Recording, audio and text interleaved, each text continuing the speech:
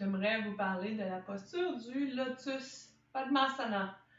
Donc, souvent, cette posture-là, on n'est pas certain, on dit « Oh, ça prend beaucoup de flexibilité, je suis incapable de faire ça. » Ça a l'air plus compliqué qu'on le pense.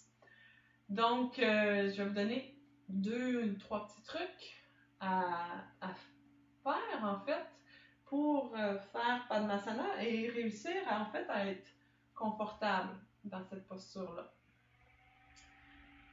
Donc, c'est vraiment au niveau des hanches que ça va se passer.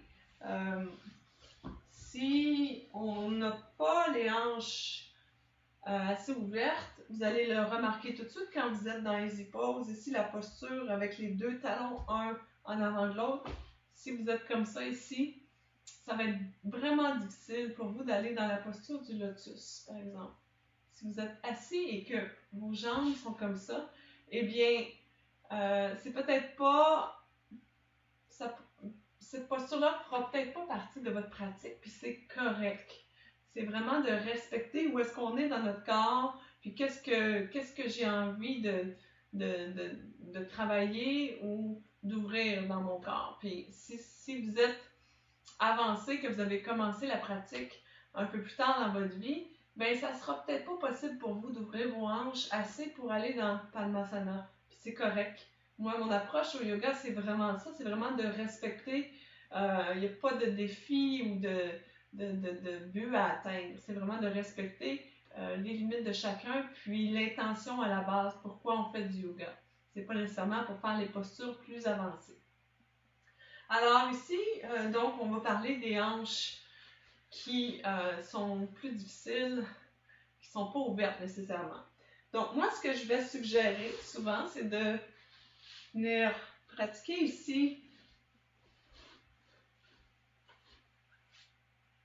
comme ça.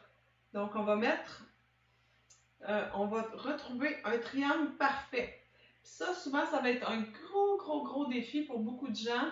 Vous allez vous retrouver avec vraiment une jambe levée comme ça.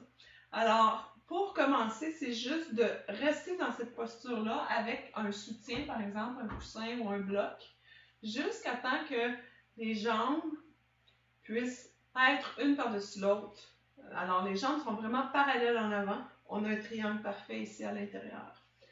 Éventuellement, on va amener les mains en arrière et on va faire l'extension vers l'avant, jusqu'au sol. OK, ça va venir vraiment ouvrir les hanches. On va utiliser la respiration. Et on va le faire des 2 côtés, donc. La jambe droite par-dessus et la jambe gauche par-dessus. Alors, on retrouve ici le pied par-dessus le genou, le pied sous le genou, un triangle parfait.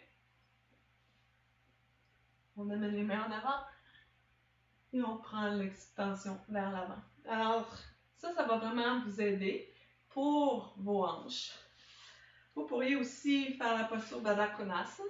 Donc, c'est d'amener les 2 pieds ensemble, les ouvrir comme un livre pour venir travailler ici au niveau des hanches. Si vous voulez travailler l'ouverture davantage, vous pourriez, par exemple, avoir les mains ici, ouvrir les pieds comme un livre et utiliser les coudes.